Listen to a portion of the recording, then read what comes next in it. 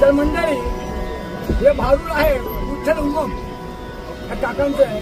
फार सुंदर गायले ते भारूड आहे मी सादर करतो आहे.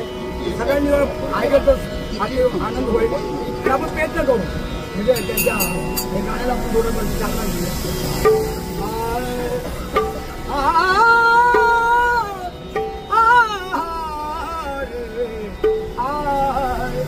आराम से बोलो. अरे फू बाय फू काय फू फुगाडी फू. अरे फू बाय फू फुगाडी फू जमलंच काय माझ्या पोळी.